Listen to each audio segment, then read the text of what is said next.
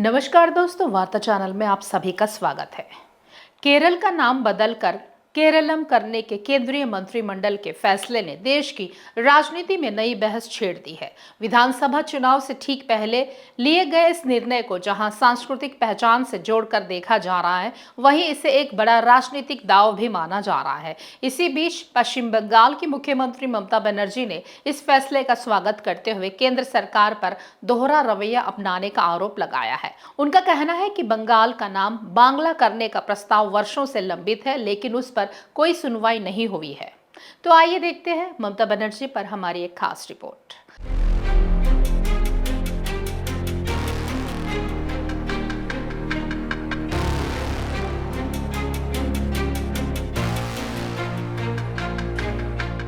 ममता बनर्जी का आरोप है कि मोदी सरकार ने केरल का नाम केरलम करने के प्रस्ताव को मंजूरी इसलिए दी है क्योंकि उन्हें चुनाव में इसका फायदा मिलने की संभावना दिख रही है।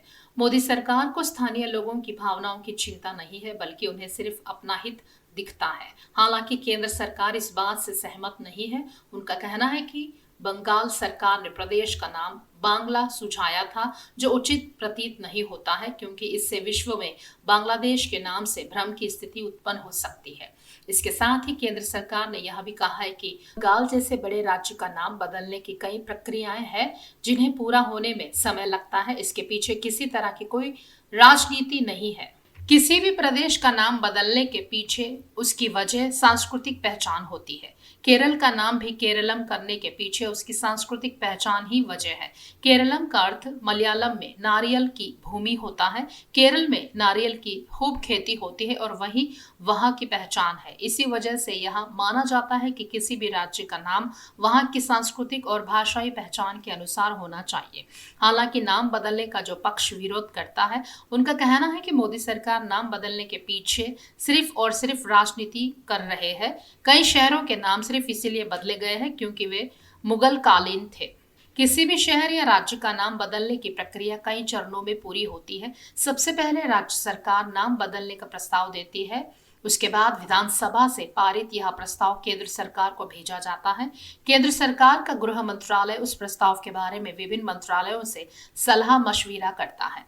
अगर राज्य का नाम बदलने का प्रस्ताव हो तो संसद में इससे संबंधित विधेयक लाया जाता है और उसे साधारण बहुमत से पास कराया जाता है। उसके बाद उसे राष्ट्रपति की मंजूरी के लिए भेजा जाता है।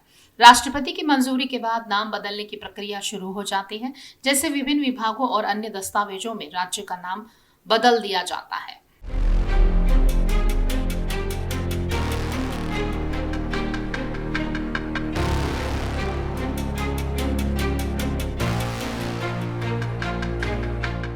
खास खबरों के लिए देखते रहिए वार्ता चैनल।